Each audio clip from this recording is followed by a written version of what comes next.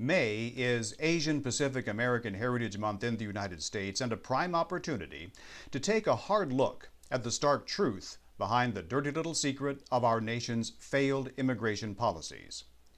Each year, as many as 17,500 victims of human trafficking come into this country, according to State Department estimates. No one knows for sure how many of those end up in the sex slave industry because human rights groups, ethnic organizations, labor unions, and other religious and social entities who are first in line to declare racism and discrimination when defending people who voluntarily sneak into this country refuse to acknowledge the overt abuse and degradation of foreign sex slaves in America. Let me share two examples of this political hypocrisy. Speaker of the House Nancy Pelosi issued a news release in which she said this observance provides the opportunity to honor the contributions of these ethnic groups to our culture, economy, and history. Quote, overcoming decades of prejudice and discrimination, those from Asia and the Pacific Islands have become essential threads in the fabric of American society, end quote. She also noted that these immigrants and their children helped make her hometown of San Francisco a true international city. And, not one to miss an opportunity for empty political rhetoric, Pelosi added, quote, few achievements will benefit AAPI families more than comprehensive health insurance reform, end quote. Now, somehow I do not believe physically abused Asian sex slaves giving happy endings in dark and dingy rooms place comprehensive health insurance reform high in their daily thoughts and prayers. Pelosi may not see the disgrace in her international city, but it makes Mayor Gavin Newsom's stomach turn, at least when talking to members of the news media. Quote, it makes me sick to my stomach, he told the San Francisco Chronicle in 2006. To continue the quote, girls are being forced to come to this country. Their families back home are threatened and they are being raped repeatedly, over and over, end quote. The United States, Japan, and Australia are the top 3 destination countries for sex traffickers according to the paper. In the U.S., sex slaves end up most of the time in California, New York, Texas, and Las Vegas.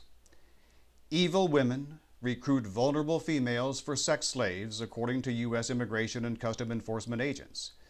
They promise their victims jobs as models and waitresses, not explaining their modeling jobs are in the nude and their table service involves rape.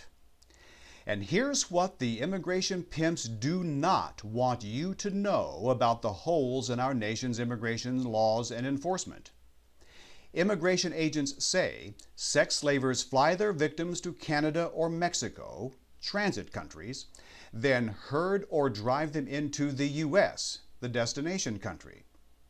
The route from Canada crosses Indian reservations where U.S. Border Patrol agents cannot go. From Mexico, sex slaves follow the same trails carved by Central Americans illegally entering our country. Now, some of the people complaining about Arizona's new immigration laws have not read it because they cannot read English. Others prefer to follow blindly the lead of rabble-rousers on both fringes of the political spectrum.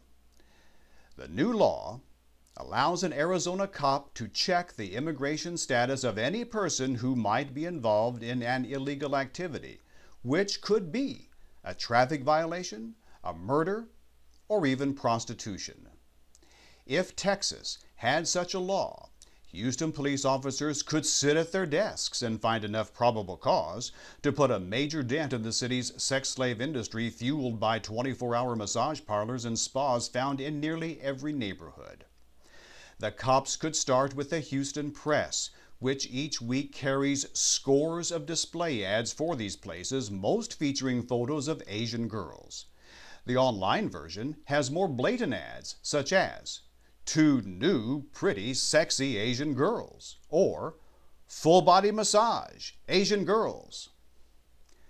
Now maybe, as with the restaurant, you'd prefer a review so you would know what you are getting into, so to speak. No problem. From the same site comes this review, quote, "This location in Southwest Chinatown is economical, $35 per hour base rate plus tips, and the girls are friendly but plain. The place also looks a little dirty. They have a shower, but I wouldn't use it because it's a little dirty. The gals keep clean though, and they give good happy endings. A good place for a guy on a budget." End quote. Indeed. Civil rights activists say enforcement of our nation's immigration laws might violate the rights of a hardworking person who is in this country voluntarily and illegally. Or could it be that immigration pimps and self-serving politicians do not care about the rights or plights of Asian sex slaves in their cities because these women will never get to vote and, therefore, have no political currency? I'm John David Powell.